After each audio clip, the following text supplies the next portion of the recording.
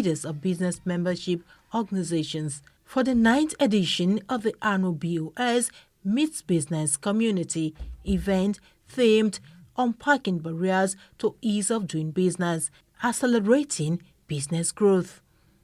Governor Babajide Sanwo-Olu was represented by his deputy, Hamzat Obafemi. He commended the resilience of the business community despite the current global economic challenges confronting their operations. The implementation of this agenda, we have initiated numerous policy reforms to facilitate business operations in Lagos. We are simplifying regulatory processes, improving infrastructure, and leveraging technology to streamline interaction between businesses and government agencies. Our goal, therefore, is to minimize bureaucratic blockages and create a seamless experience for all businesses operating in our state.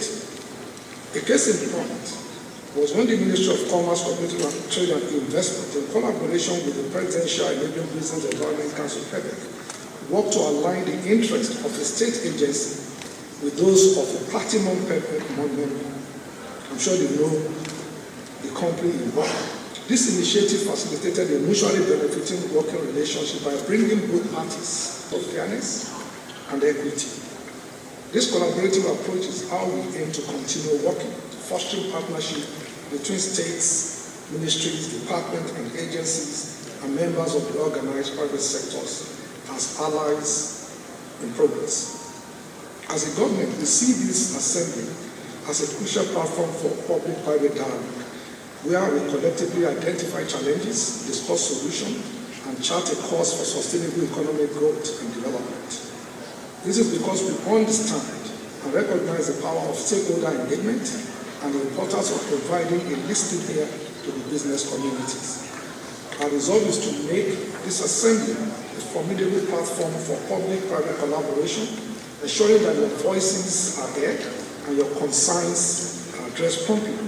We are determined to turn the feedback we receive from you into actionable policies that will further ease the business environment in our state. Dear guests, I must commend the resilience of the business community despite the numerous challenges earlier highlighted, including the current global economic downturns confronting the operations. We have continued to innovate, adapt, and contribute significantly to the growth of our state. Your tenacity and entrepreneurial spirit are the bedrock upon which Lagos' economic success is built.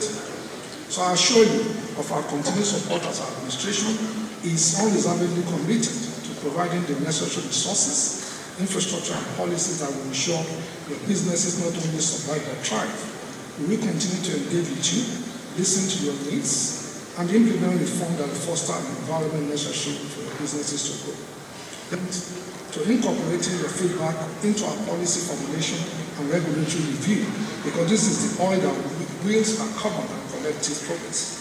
So as we gather here together, let us all reaffirm our collective commitment to overcoming the barriers to ease doing business in our state. Commissioner, Ministry of Commerce, Cooperatives, Trade and Investment, Folashade Ambrose Modibem, spoke on steps taken by the ministry to ensure a conducive Cooperatives, Trade and Investment, MCCTI, is in the process of constituting an ease of doing business team that will be tasked with interfacing with stakeholders in the business community via a one-stop shop virtual interface. This will be technology-driven to meet the demand of the highly digitized local and global investors community. The virtual one-stop shop interface will be enabled with robust connectivity to strategic global business gateways and to enhance the state of the global business communities. Distinguished ladies and gentlemen, as the nation's commercial hub and economic powerhouse, we recognize that a wholesome operating environment is key to job creation, poverty eradication, and overall economic development. I, along with all my colleagues, am more than confident that the present administration, under the able leadership of Mr. Governor Babajide Sanwo-Olu and Mr. Deputy Governor Dr. Kadri Obafemi Hamzat, will stop at nothing to sustain and further build on the current milestones achieved. We will continue to build on the major drivers of the state's economy, increasing the contributions of the manufacturing sector, road transportation, building construction, wholesale and retail, telecommunications, financial institutions, and real estate. As an implementing ministry, MCCTI will continue to interface with other ministry departments and agencies here in the state, across other states of the Federation and at the federal level, including relevant local. We will continue to collaborate with bilateral and multilateral chambers of commerce and industry to achieve and sustain the objectives of having an enabling environment, where doing business in Lagos will be much more easier. As in the tradition, participants had ample opportunity to get responses to some burning issues bogging their minds. We tend to believe the governor promised that the 4th mainland bridge will commence February this year. This is July. Is government telling us the truth? The 4th mainland bridge will build through PPP, public-private partnership. So, and I don't know if you followed it, it was advertised internationally and locally. About, I think, 15 companies bidded. It was narrowed down to one. So the preferred bidder, of course, the secondary bid now. That was not even done by Lagos State government for transparency. So our pick Mawick or something, in Ajayi. So we got private sector to look at the sector. Okay, so the process is ongoing, but so they need to also raise finance. The government's unwavering commitment to improving the ease of doing business in Lagos State was reaffirmed during the day's engagements, which reverberated as a clear message.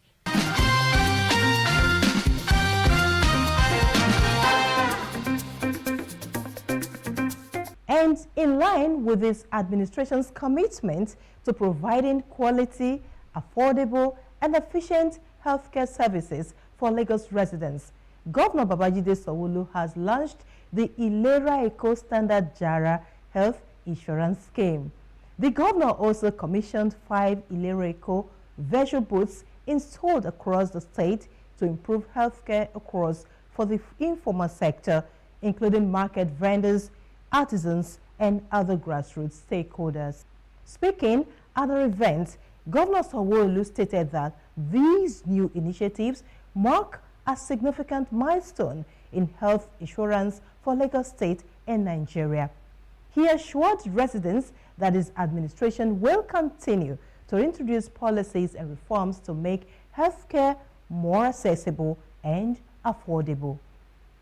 Governor Sanwo-Olu urged the informal sector, which makes up to 70% of Lagos State's population, to take advantage of the new Ilera Eco health initiatives and enroll. This, he said, will help the high out-of-pocket costs and medical bills that many residents face. Governor Sanwo-Olu recently signed an executive order to bolster the new health initiatives all Lagos residents to enroll in the Lagos State Health Scheme. After, the commissioning, and you've heard all of the stories of what it's been doing in the various communities, these booths are designed to bring healthcare closer to the people and to expand the reach of Lashman's health insurance scheme, Ilera Eco, across the states. It is particularly useful for our hard who usually find it difficult to leave their stores or their shops, to leave behind their wares, or to take, a long trip to our various hospitals or our health or our primary health facilities.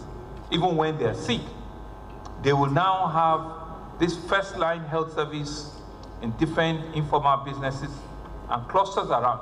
They will now have this next to them. I urge you to protect and maintain these facilities for the use of the community. I also want to call on other LGAs and LCD to support Lashman by facilitating the installation of more V-booths in these areas. Oluwakemi Ogunyemi, the special advisor to the governor on health, commended the Sanwo-Olu administration's commitment to health initiatives, emphasizing Lagos State's dedication to the lives and well-being of its citizens. So we have included things like eye surgery. Cancer is now up to 5 million if you are under the scheme. We have increased the days of admission. We have added more diagnostic services and drugs. You will see that when we present today, it is a very, very robust plan, and it's still very affordable for the price that we are asking Lagosians to pay. Even though we have the number, I think the pensioners are about 30,000 plus or thereabouts. We are currently in all the local governments, all 57 of them, registering them onto the scheme, and we are going to provide healthcare for them free of charge for 1 year. So the equity fund is going to serve the purpose.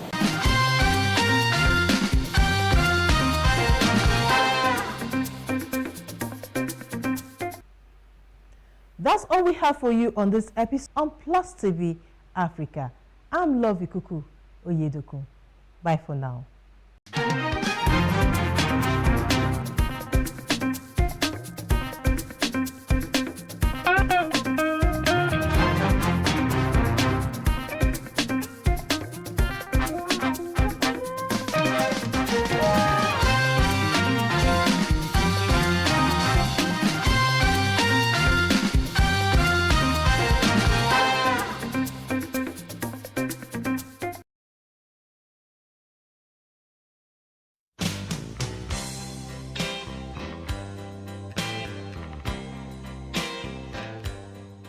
The pandemic opened the world to a new dispensation regarding work.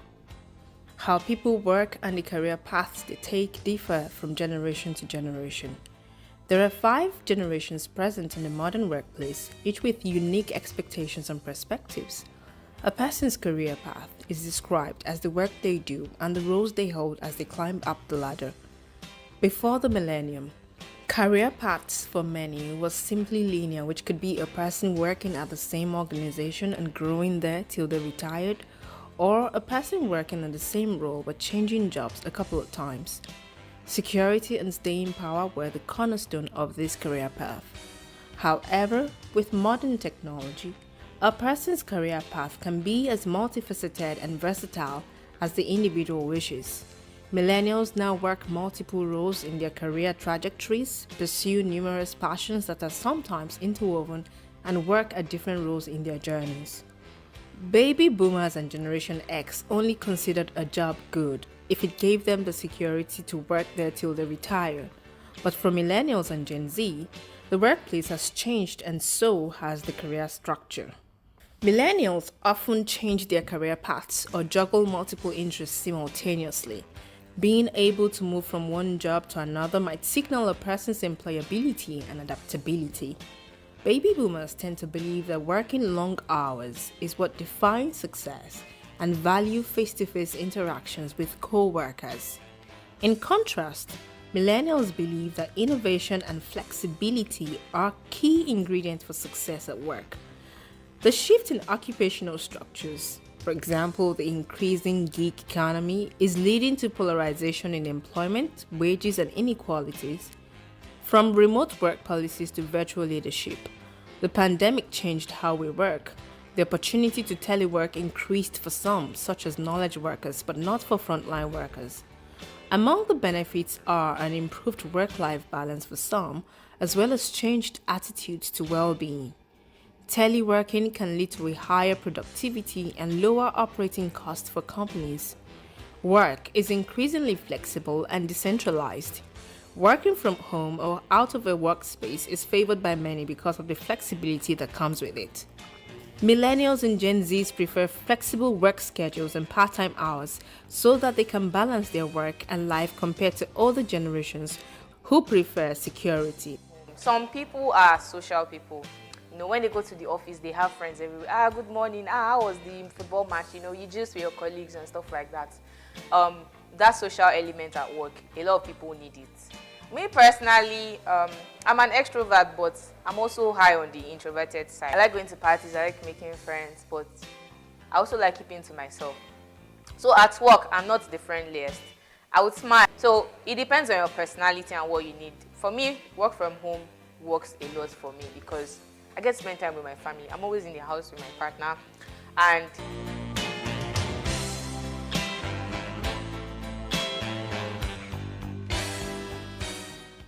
of your events or business services. To advertise on Plus TV Africa, please call 0906 000 5719 or 0909 040 84. Send an email to marketing@plustvafrica.com. Plus TV Africa. Big stories live here. Comic Republic is a Nigerian startup where we tell African stories. We push the African narrative forward through a traditional art form that is popular all around the world, which is comic books. We kind of write stories that everybody can find a bit of themselves somewhere in there. You know, when you read our books, you will always be able to find one book that you are able to connect with, even if you are not an African. It's not just for Africans alone, but it's the African narrative. That's really what we do. We take the process of telling our stories, you know, making our comic books engaging. We do it professionally and we take it as a business. We're growing bigger every day. You know, we try to make sure that all of our comics, all of our content has a positive message underlying them, even apart from all the action, all the punching, and all the superheroics. Right now we have close to 48,000 downloads per comic book. We get between 5,000 to 7,000 unique visitors every week. Nigerians have been really excited to see people in Nigeria creating heroes from Nigerians, telling Nigerians that we can be everything we need to be if we only try. The comic business actually has a wide range. One of the major things that actually helps us to move forward here is the fact that we are more than just a team, we are a family. And family is everything. We understand ourselves, we know what we're meant to do when we're meant to do them, and we get them done. The first and foremost vision for Comic Republic is to take control of the African narrative. Who are the biggest superheroes you know today? You're looking at Spider-Man, Captain America, and Superman. If you look at the colors of their uniform, they're all the colors of the American flag. If you look at where those people come from, they come from America. This is a way that a country has from generation to generation, you know, programmed their people to believe that they are strong and they are efficient. We want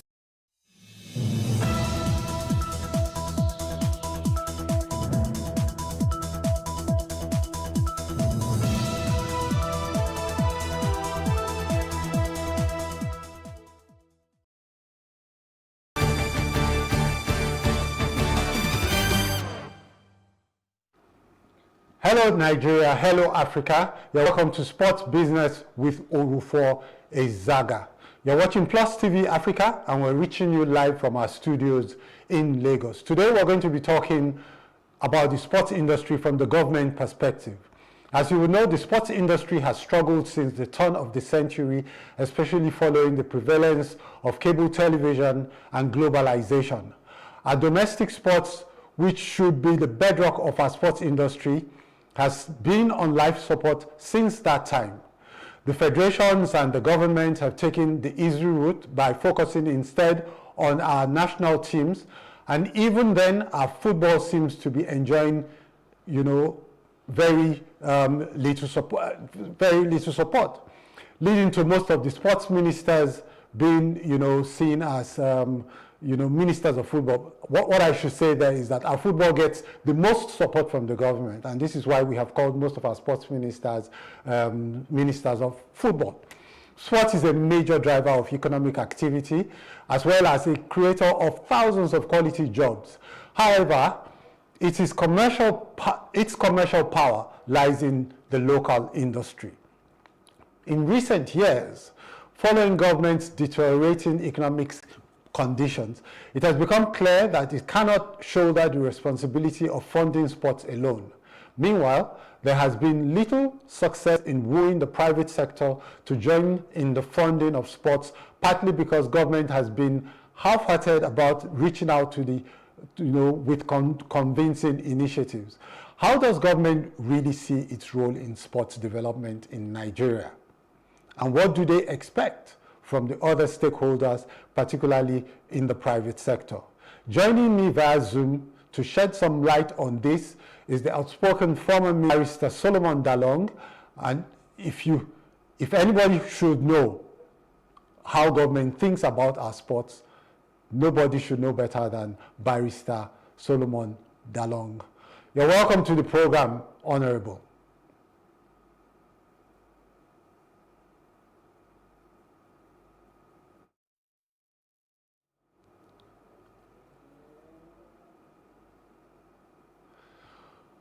Okay, so we're going to be speaking with Barrister Dalong, and he's going to be talking about his experience as a Minister of Youth and Sports in this country. He's going to be helping us look at what it has been like since he left office, what it was like when he was in office, and what he thinks we should do going ahead, into the future. Sport is big business. It's a big industry that creates thousands and thousands of jobs, and it's very, contributes healthily to every country's GDP.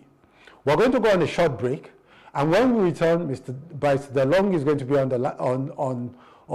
the hot seat, and he's going to take us through what his ideas and his insights are on how we must approach the sports industry going forward.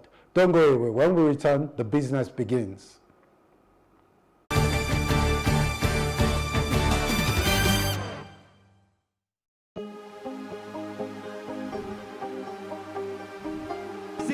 I will take you through this amazingness today.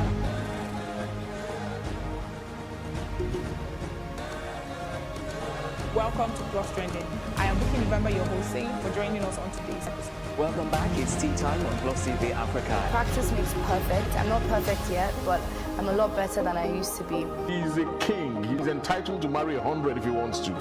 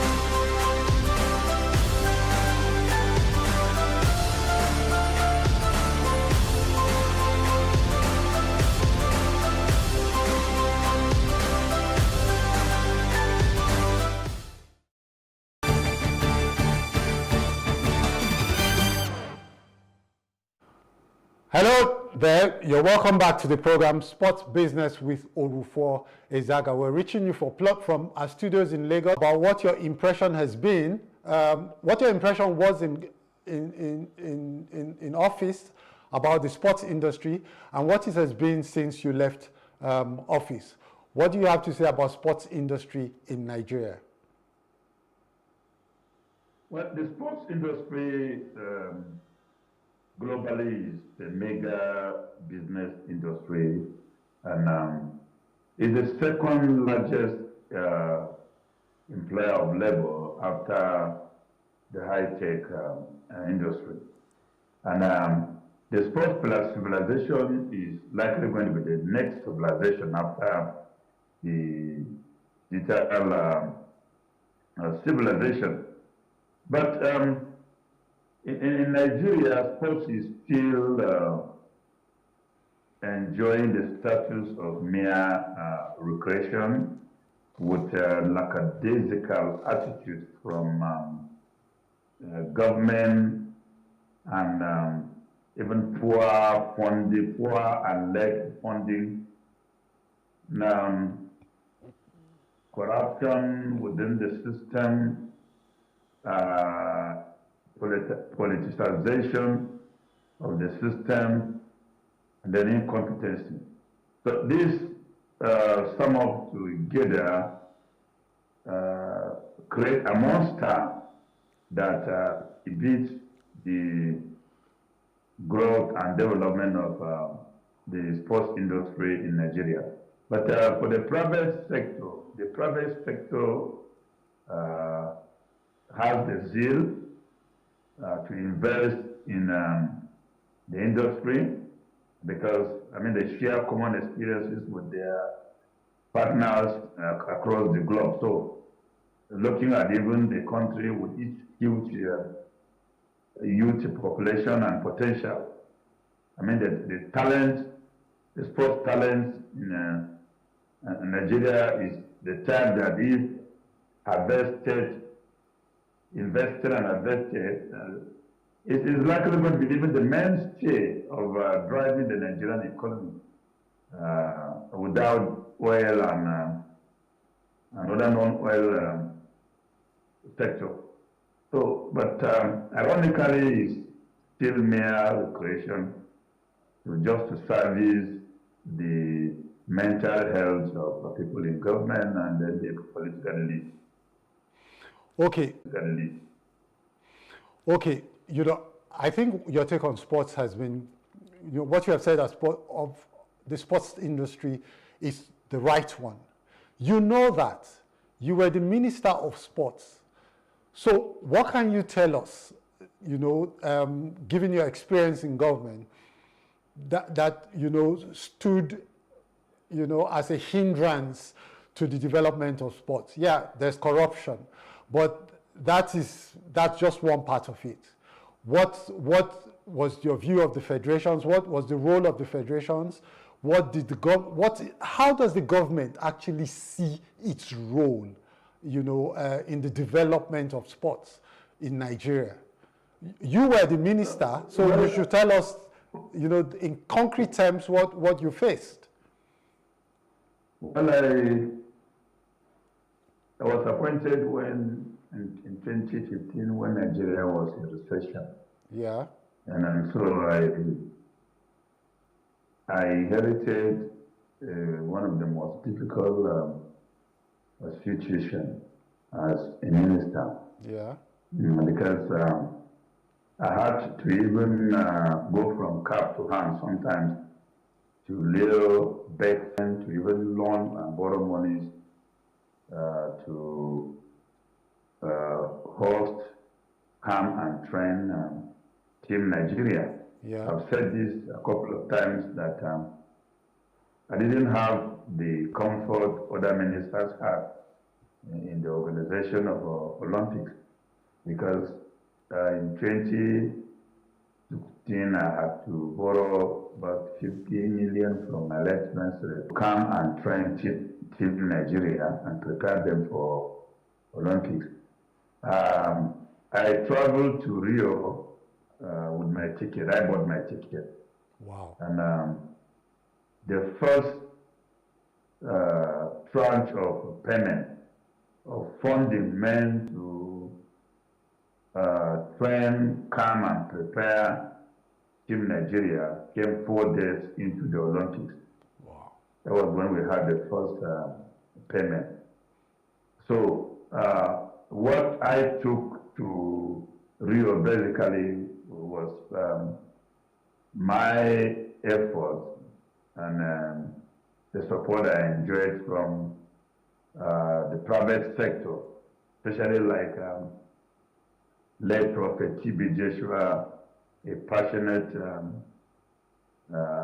sports lover who spent most of his funds in supporting football and other sports in Nigeria. He was also very instrumental in giving assistance and support that